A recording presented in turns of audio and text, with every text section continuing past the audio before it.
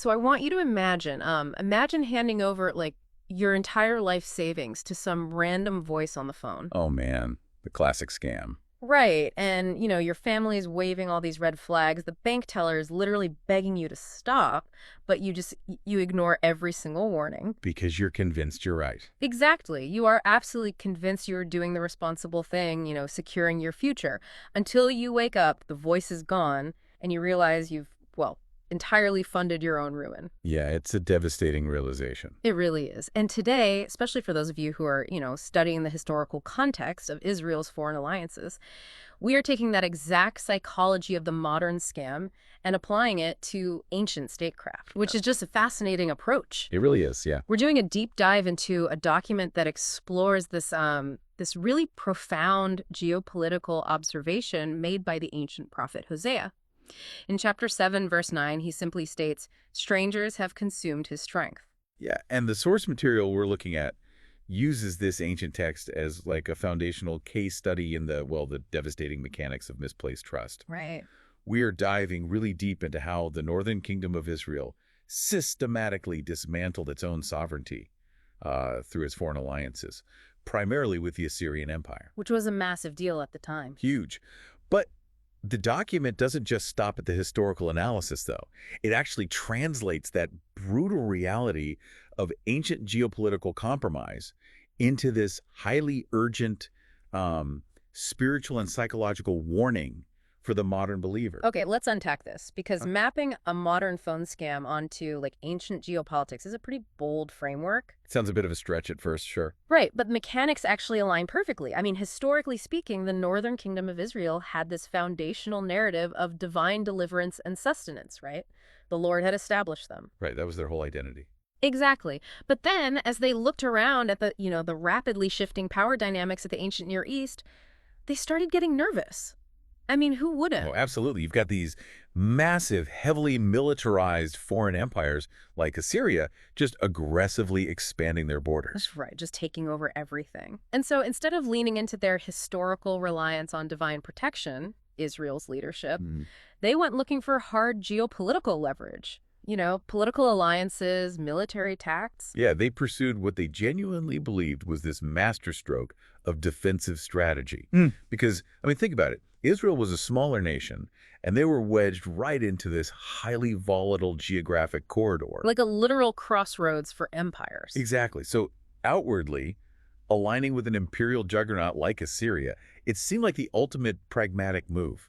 I mean, the logic of statecraft basically dictates that if you're surrounded by aggressive neighbors, well, you tether yourself to the biggest power on the continent just to ensure your own territorial survival. Okay, wait, I have to challenge this premise just a little bit. Go for it. Was the alliance really purely foolish or, like, inherently flawed from a strategic standpoint at the time? Because Assyria possessed the most lethal, technologically advanced military machine on Earth right then. They absolutely did, no question. Right. So if Israel is facing immediate existential threats of annihilation from coalitions of neighboring states, signing a vassal treaty with Assyria literally kept their cities from being burned to the ground in the short term, wasn't seeking their protection just, a necessary evil, like a deeply pragmatic calculation to buy time. Well, see, this raises an important question. Yeah. And it's actually the exact tension the source document hinges on. Because short-term survival strategies, they often mask long-term systemic suicide. Wow. Systemic suicide. Yeah, because as a vassal state to Assyria, Israel wasn't entering into like a partnership of equals, not at all. They were stepping into this intricate system of basically organized extortion. Ah, right. The tribute payments. Exactly. The mechanics of these ancient alliances required massive, just crippling tribute payments.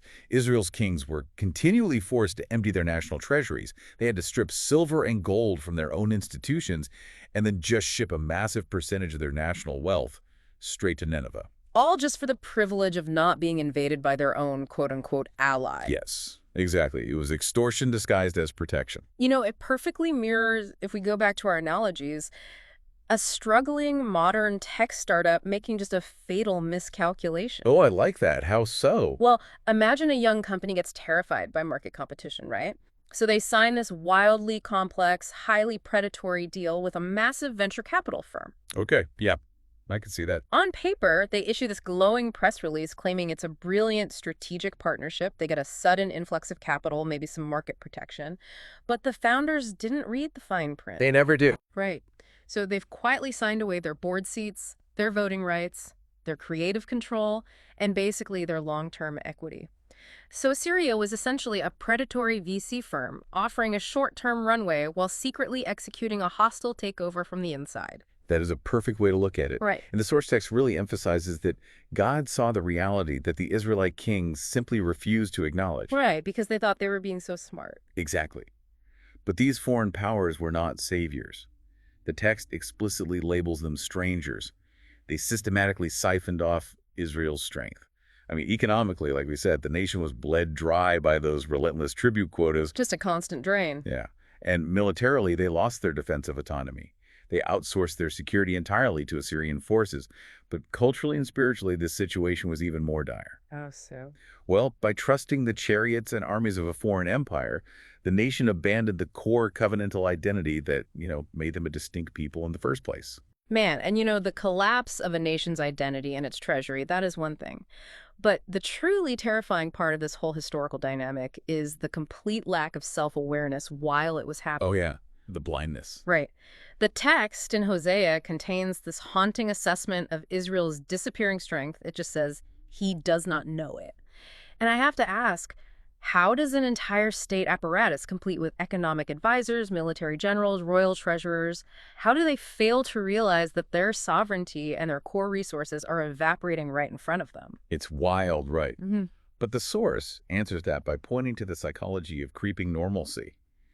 It uses this brilliant, really visceral metaphor from the original text, describing this national decline as being like gray hairs appearing unnoticed. Like gray hairs, wow. Because nobody goes to sleep with a full head of dark hair and wakes up completely gray the next morning. Exactly. It's a microscopic daily shift. Right. When a change happens by slow degrees like that, the human brain simply normalizes it. You find one gray hair and, you brush it off. You pull it out or ignore it. Yeah, I've definitely been there. Right. And then a few months later, you might notice another. But your baseline of what looks normal in the mirror has already shifted. It's quiet, it's gradual, and it's almost invisible on a day-to-day timeline. So the geopolitical decline of Israel operated on that exact same cognitive blind spot. Precisely. The tribute demands increased slightly year over year. The compromises in their foreign policy deepened just an inch at a time.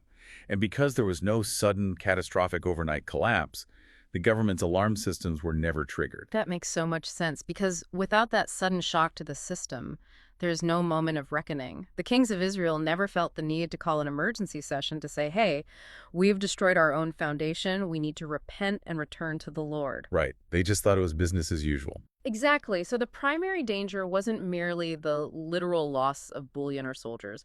The most lethal element of the whole crisis was their total psychological blindness to their own weakening condition. And what's fascinating here is how perfectly this historical observation maps onto the subtle nature of really any systemic collapse. I mean, whether you're analyzing a historical empire, an economic market, or even just a human life, total collapse rarely begins with a singular catastrophic event. Right. It's not a sudden explosion. No, it happens incrementally.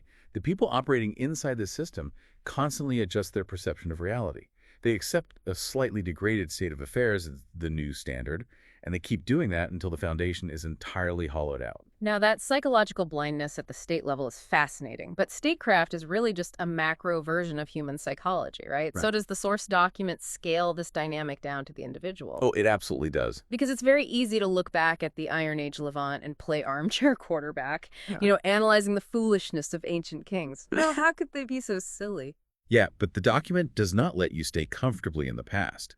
It actually takes the geopolitical blunders of ancient Israel and pivots them into a highly targeted spiritual warning for the contemporary follower of Jesus Christ. Okay. How does it make that jump? It makes the transition by entirely redefining the concept of the stranger. Because in the historical context, the stranger was a literal foreign military power demanding silver. Exactly. But for the modern believer, the source broadens this definition significantly. A stranger is no longer an external nation state. A stranger is defined as anything that stands outside of Christ and competes with him for your trust, your devotion, and your ultimate dependence. Anything that competes for trust. Right. The text specifically calls out modern alliances we make. Things like the pursuit of worldly success, the craving for human approval, the illusion of total financial security, and intellectual pride. Wow. It even includes religious activity that has become, empty of any true internal communion with Christ. Let's ground this in the immediate reality of the students listening. Because we aren't talking about bowing to an Assyrian king here. No, thankfully not. We're talking about, the quiet, relentless anxiety of building a flawless personal brand on LinkedIn. Oh, that's a great example. Or we're talking about the academic burnout that happens when you tie your entire sense of self-worth strictly to your thesis approvals or your GPA or your internship prospects. Yes. And notice the underlying mechanism linking all those modern pursuits. They are all mechanisms of control. Right. Just as ancient Israel desperately wanted the perceived stability of the Assyrian military machine, the modern individual craves the stability of a padded bank account, or the validation of peer approval, or the unassailable certainty of their own intellectual achievements. We outsource our security to these external metrics. Okay, here's where it gets really interesting, though.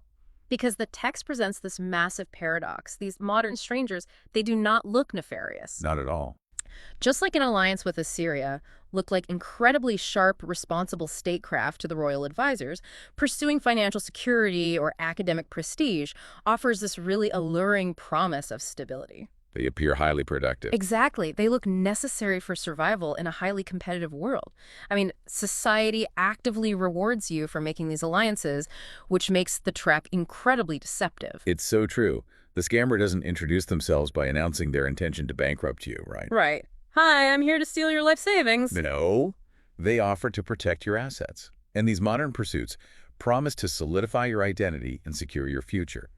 But the warning of the source text is just uncompromising. If these pursuits are not rooted in Christ, if they become the primary foundation of your trust, they will function exactly like a foreign occupying power. They become Assyria? Exactly. They will systematically drain the soul while offering the illusion of protection. So, if this spiritual drain is truly as gradual and invisible as Israel's geopolitical collapse, if it happens like gray hairs appearing unnoticed, what are the actual mechanics of that drain? What are the symptoms of a consumed strength in a modern life? Well, the source outlines subtle shifts in reliance. For instance, a believer might slowly begin placing more weight on their natural talents, their resume, or their social agility to navigate challenges, rather than relying on God's grace. So trusting the self more than the spirit. Right. Or they might start seeking their ultimate peace of mind in their career trajectory, rather than finding rest in the presence of the Lord. They subtly adopt worldly philosophies and pragmatic metrics for success that, imperceptibly contradict the truth of Scripture. It makes me think of a beautifully painted, historically preserved house. Okay, paint that picture for me. Well, imagine this gorgeous heritage home. Outwardly, the paint is pristine, the lawn is manicured, it looks perfectly sound. But inside the walls, the supporting beams have been entirely hollowed out by termites. Oh, wow. Yeah. Outwardly, the believer maintains the exact right appearances. They attend church, they speak the Christian vocabulary, they maintain all their moral routines. But inwardly, the structure is just gone. That is a chilling analogy, but it's incredibly accurate. The reason that inward depletion happens, the reason the beams are hollowed out, comes down to psychological and spiritual bandwidth. Bandwidth. Tell me more about that. Well, when your core identity and your ultimate security are outsourced to a stranger, like relentless career ambition or human approval, maintaining that external facade consumes immense amounts of your internal resources. Right, it's exhausting. It is. Yeah. And because the soul is no longer drawing its life from Christ, the internal reality just becomes a desert. The source describes this devastation really clearly. It says the heart grows dull. So prayer becomes like a mechanical exercise rather than an actual lifeline, because you simply don't have the internal bandwidth left for genuine communion. Exactly. The word loses its sweetness. It turns into mere text on a page to be analyzed rather than truth to be absorbed. The joy of the faith just evaporates. Wow. Ultimately, the individual's spiritual strength is consumed by the very things they trusted to secure their life, which mirrors the exact trajectory of Israel's national strength. He does not know it. Yeah. They are sitting in the lecture hall or sitting in the pew, outwardly successful and entirely unaware that the structural integrity of their faith has been quietly strip-mined by their own strategic alliances. And if we connect this to the bigger picture, The source is issuing a profound warning against living a hollowed-out existence. It is a plea for aggressive discernment. Meaning we have to really look at what's supporting us. Yes. Yeah. The text reminds the reader that not everything offering leverage or protection is actually sent by God. Temporary worldly gains, a prestigious fellowship, a sudden influx of capital, a spike in social influence, they cannot sustain the human soul. They're just the fresh coat of paint on the termite-infested house. Exactly. They provide excellent camouflage for the outside of your life, but they cannot generate inward vitality. So what does this all mean for us? I mean, if you are analyzing this text and realizing that your own structure is hollow, that you have been outsourcing your security to these modern strangers, well, the source document actually provides a clear resolution, right? It does not leave you in a state of despair. No, it doesn't. The call to action is to treat that realization not as a condemnation, but as the Spirit's gentle, merciful warning. Is the alarm bell finally ringing before the total collapse? Yes. The text urges believers to aggressively audit their alliances. You have to identify the false sources of strength you've been relying on, actively lay them aside, and basically break the treaty with your own personal Assyria. You stop paying the tribute, and you return to the Lord. Exactly. And the text draws a brilliant contrast between the parasitic nature of these strangers and the nature of Christ. Because the deceptive alliances of the world demand constant tribute. They promise security, but ultimately consume your resources. Right. They just take and take. But Christ is presented as the Redeemer and the abiding source of life. He does not consume. He restores. He does not deceive. He is the truth. He does not drain your strength. He continually renews it. When a believer places their ultimate trust in him, they are no longer bleeding out their internal resources just to maintain some illusion of control. Which has to be such a relief. It is. They are tethered to a source that actually gives life, where strength is preserved and multiplied rather than silently siphoned away. It is a complete paradigm shift. You transition from a system that feeds on you to a relationship that sustains you. Beautifully put. But before we wrap up this deep dive, for all of you students and strategic thinkers out there, I want to leave you with one final thought to mull over. We've explored how an ancient nation's historical fall and a modern person's individual spiritual burnout share the exact same mechanical root. The unnoticed gradual dependence on the wrong sources of power. Exactly. So zoom out and look at the world right now. What practical and highly strategic alliances in our current modern geopolitical landscape might actually be quietly consuming a nation's foundational strength today, just like gray hairs appearing unnoticed?